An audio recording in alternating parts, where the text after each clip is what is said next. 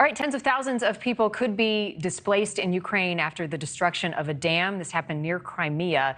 People who live downstream of the dam along the Dnipro River have been ordered to evacuate. This comes a day after the U.S. and Russia said that a planned Ukrainian counteroffensive had begun. It also happened in Ukraine's Kherson region, which is under Russian control. Leaders there say the dam held back a volume of water equal to the Great Salt Lake. Multiple villages, homes and businesses, playgrounds, the zoo completely flooded. Ukraine and its Western allies are blaming Russia for the destruction, calling it a war crime. Russia says Ukraine did it to take attention away from the counteroffensive, which Moscow is faltering. Joining me now to talk more about this, Andrij Dobriansky, Director of Communications and Media for the Ukrainian Congress Committee of America. So no one's taking blame for this, but what are the larger implications of this dam breach, particularly on the nuclear power plant? Well, it's been a water spillway that has been released for several months. Russia has been doing this conclusively. We can see the satellite images. We know from the people on the ground that the reservoir has been dipped to lower than critical levels for some months. At this point, instead of just opening the spillways and letting the water rush out and flooding the plains with mud, obviously hurting the people who live in the area, now Russia just went ahead and bombed the dam altogether so that critical infrastructure like the Zaporizhzhia nuclear power plant that received its cooling water from that area, so that many people downplain of that who received power from it will essentially be left without anything. It is not only a humanitarian disaster, but critically an ecological disaster. And I want to show people exactly where this is strategically on a map. The Dnipro River divides areas that are held, one by Ukraine to the north and by Russia to the south. Which side benefits from the lower water level across this river and access to cross this river and move munitions and manpower?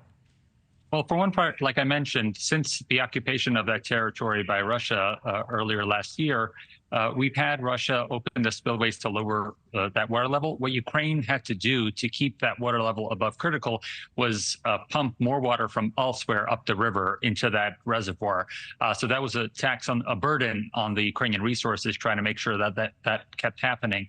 However, now, everybody is hurt by this. You did mention that the river does bifurcate the areas roughly where people have control or not. However, Ukraine in the last month has been crossing that river, making bridgeheads, very similar to Normandy, crossing the bridge and establishing a foothold on different parts of it. What this spill area now does is create a muddy plain in between those occupied territories on the south end of the river and everything to the south of it. So we'll see how Ukraine does, but they've been ingenious in other ways of crossing the river, and hopefully this new area as well. Andrij, the dam breach may also impact the water levels in the North Crimea Canal, which supplies fresh water to the peninsula. Might this also backfire for Russia? Well, that canal wasn't really, functioning a lot prior to this. Russia tried to, when Russia occupied that Kherson region, which is that state province just north of Crimea, they tried to get more water towards Crimea. However, yes, you are right. Oftentimes, it seems as if the forces of Russia on the occupying territory work to their own disadvantage. There are many people living in these communities, working in these communities. What are you hearing about where they're going amidst this flooding? Well, first and foremost, that area was already the home of displaced peoples from Crimea. So anybody who had, for the most part, exited Crimea following the invasion in 2014, the bulk of them were living in that area. Since the second invasion, the full-fledged aggression on February 24th, 2022, moving up into Kherson, there were people who either decided to take shelter elsewhere or people who had already been displaced once. And as we know from international relocations, it's very hard to motivate people to move yet again through a successive trauma. So for the most part, the people in that area have already survived horrible winters without electricity and heat. That area was particularly bombed by Russia as it tried to subdue any Ukrainian partisan resistance. And then now it's possible that not only do they have a lack of energy because that is a hydroelectric power plant, but they probably don't have clean drinking water for a while as well. If Russia is behind this, and it sounds by all account that they are, what could be the consequences? If only we had consequences.